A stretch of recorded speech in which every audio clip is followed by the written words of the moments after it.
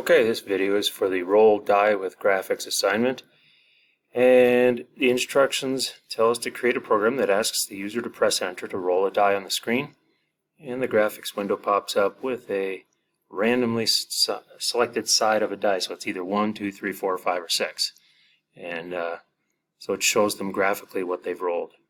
Alright, now you'll notice I gave you some code here. Today I tried to shorten it so you guys have time to finish up the last assignment if you didn't finish the last one, the drawing the house. So anyway, what you're going to do here is you're just going to copy my code that I gave you. Notice this is not the complete code, but it'll help get you started. I'll type in Python, make sure I'm selecting the IDLE 3.9, and then go to my new window. I'm going to go a half screen there, and I'll just put the code. That's alright. Actually want to show you guys more of the code. It's going to be a little bit better if I do it like this. I'll just maximize the screen for you guys. So now I paste it, or I do a right mouse click paste, and then I need to change it to whatever period you're in. Change your name up here, so it's your name, not my name. And then we have to save it into your OneDrive. Remember, if your OneDrive doesn't show up, it doesn't show up with the hyphen Colorado Springs, you need to go down here and synchronize, and then double click on your OneDrive so that the box pops up and it makes you log in. Then you close that window, and then when you do a save as, you'll see your OneDrive account pop up, just to make sure it's synchronized on that computer. Alright, then just save it in your game programming, whatever folder you guys have for game programming. And I'm going to call mine, let's see here, roll die graphics. That's what I want you guys to save it as, but in my case, this is my example file, so I'm going to add the word example after it. Now, I'm going to go ahead and run this to test it, but I'm going to force it. If you notice, I've defined die 1, so I have it drawing a rectangle on the screen, and then I have it drawing a dot in the middle of that rectangle.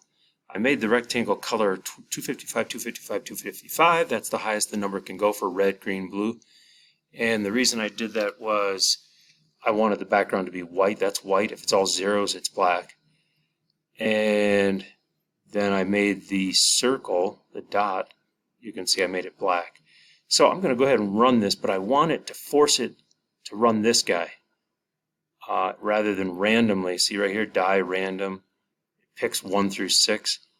And then down here it says if this variable is assigned to 1 randomly, then call the number 1 function to run.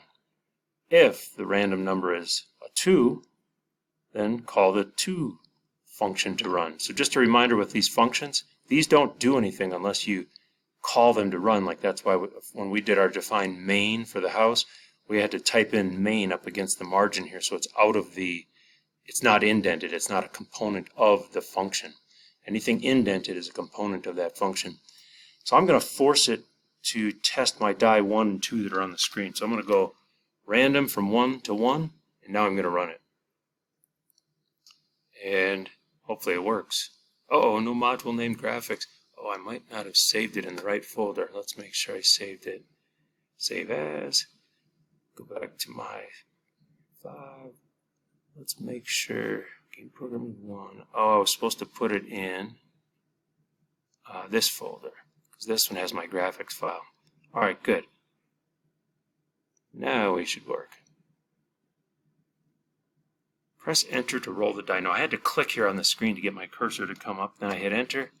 Hey, it's working. Okay, good. Now let's try die 2. So I'm going to go, I'm just going to go like this, 2, 2, and force it to select this one. So it's randomly selecting a number from 2 to 2. I hit run.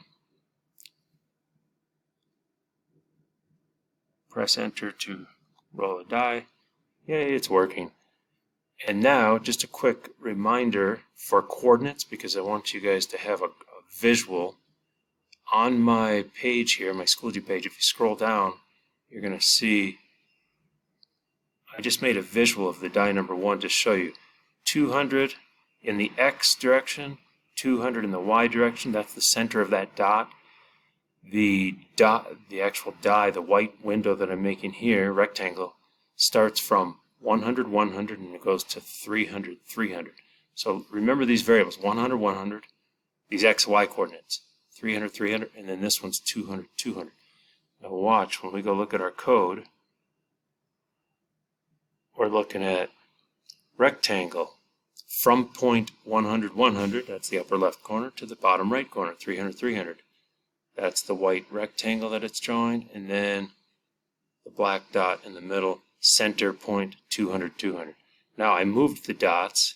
I kept this the same. I just copied it down and kept that the same, but I moved the dots to 150, 150, and then the second dot 2 is 250, 250. So if we look at our little graphic here, 150 is about right here, 150 is about right here, so there's one dot, 250, 250. So there's the, for the two-sided, excuse me, the two-dot side of the dice. Then you guys are going to have to make a three-dot side of the dice. So you take the two-dot side and then add a third dot right there in the middle. So I'll do that one for you as an example. So since the code is not complete, if we were to run this from 1 to 6, when it randomly chose 3, 4, 5, or 6, it would give us an error, and it would say, well, that's not created. That's not created. We don't know these guys. 4, 3, 4, 5, 6, because you only have defined 1, 2. So what we're going to do is we're just going to copy this guy. Copy it, Control C, Control V. All right, so now I have 2, 2, so I just double click on this guy and call it a 3.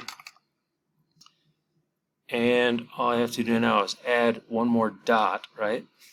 Actually, I can just go up here and steal this one, because this one's 200, 200 from dot 1. So I'm going to copy this, put it down here. Oops, I want it right after this. And I'll simply call it a dot 3. Now, to make sure I don't mistype it, I like to do this when I'm copying variable names. I double click, Control C. I keep my hand on the Control V now, and I go double click, Control V, double click, Control V, double click, Control V. Nice, easy way to make sure. All right, so I've got my dot 1, 2, and 3 is a 200, 200. Let's see if it worked. We're going to force it to test 3. Dot number 3. F5 on my keyboard is the shortcut for run. Press enter. Hey, look at that, it worked. So that's what you guys are going to do now. You are going to keep going. You are going to create 4, 5, 6, 4, 5, and 6. Okay? And you've got to figure out the dots. You've got to keep adding dots. And I actually have some code here. So actually, you're going to be hitting enter. Just keep working on these 4, 5, and 6 right here, pasting them. But I want to show you something.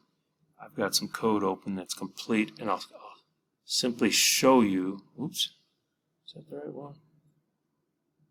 I have 4 done for you, and then I said define 5. You have to figure it out. But here's my 4. So I'm going to show you this one. If you want to pause it, you can use this. That's fine. Or you can challenge yourself and try to test it yourself. And if you can't get it working, then look. But I'm not giving you 5 and 6. I want you guys to try to figure that out yourselves. All right. Have some fun with it. And I've got a different video for the honors students. You're going to be making yours move. And so I'm going to add another video for that. All right.